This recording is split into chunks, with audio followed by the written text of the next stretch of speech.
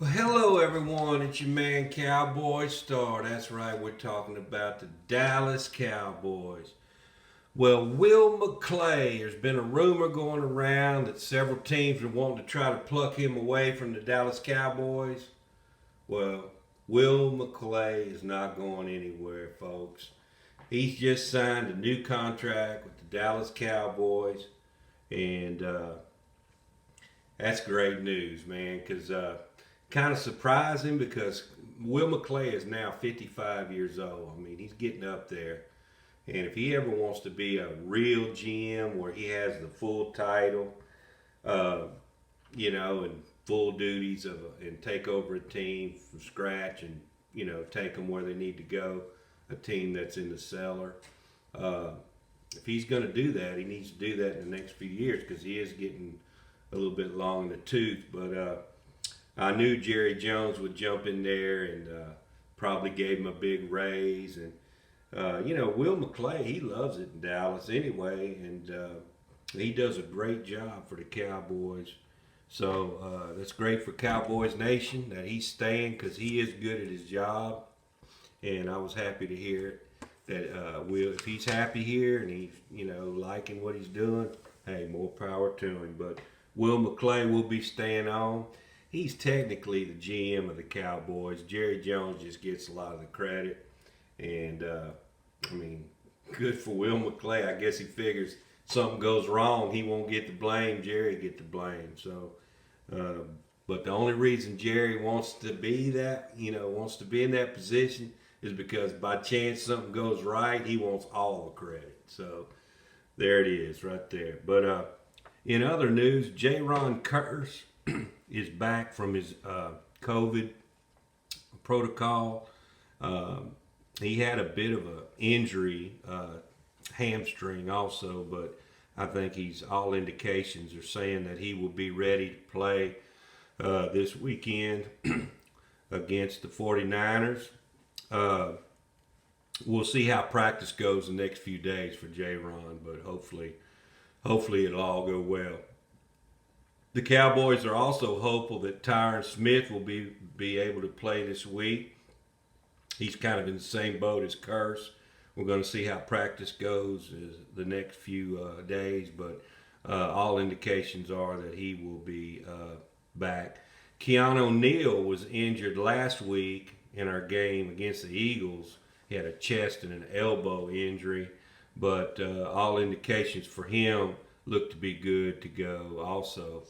Zeke Elliott has stated that he's finally over his knee injury that he's been nursing the last few weeks with the knee brace.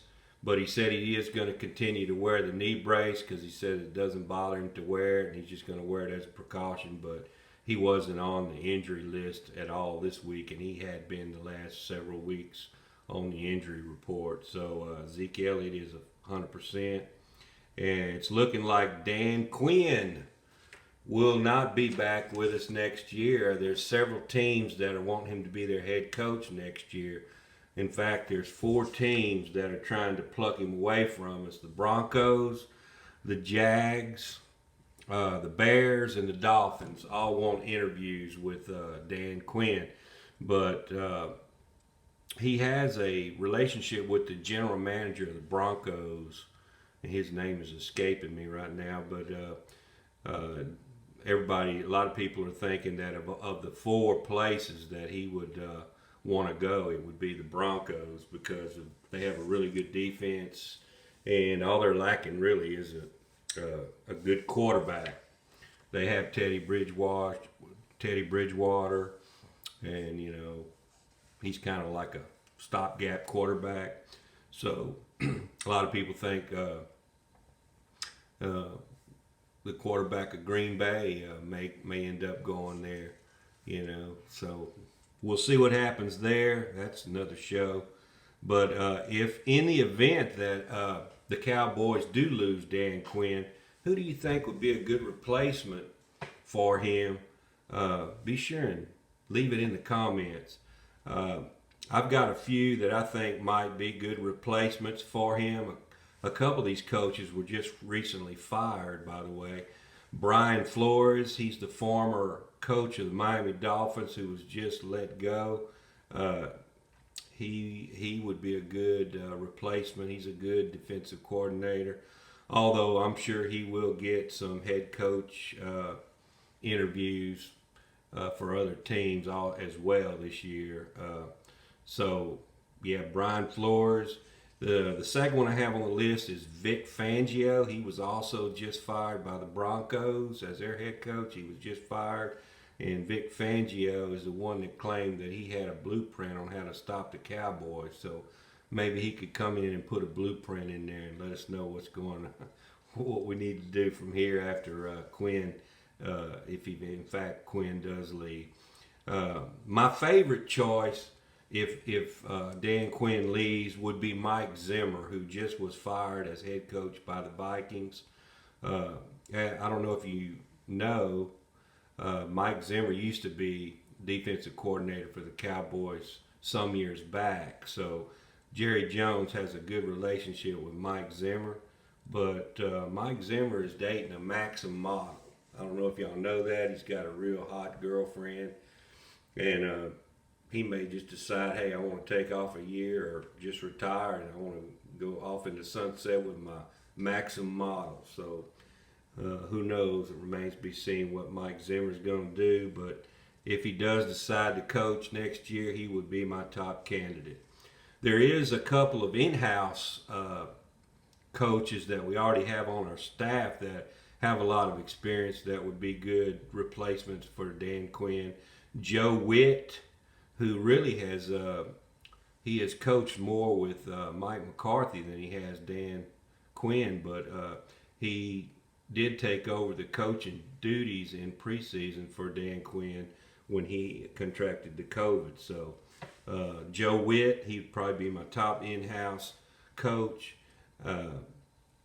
Aiden Durd, who is the linebacker coach right now, he's probably the least of all the in-house that I would select, but he is promising. He is a promising coach, and he's my long shot.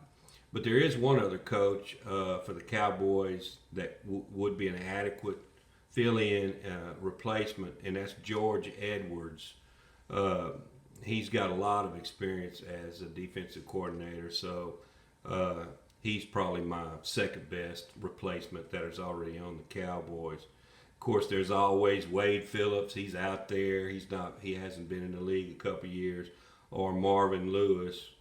But I doubt the Cowboys would go that route. But that's pretty much all that's going on with the Cowboys at this point. We got this big game against the 49ers. It's win or go home. You know, it's playoff time. So a lot of people are saying, including Michael Irvin, that we selected that we drew the worst team we could have drew because the 49ers do have a good running game, and as I said in my previous video, they like to run Samuels at running back.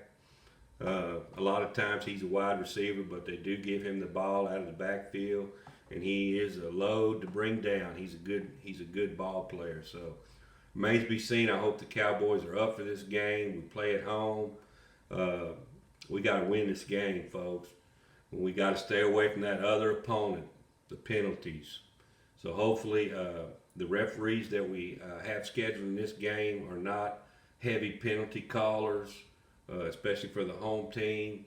That's been their pattern all year. So hopefully we'll catch a break on the penalties.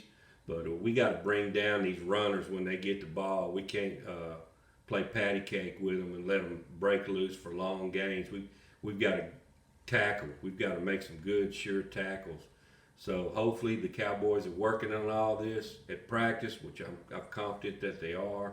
And with that being said, don't forget to subscribe to the channel. We'll catch y'all next time. I'm out.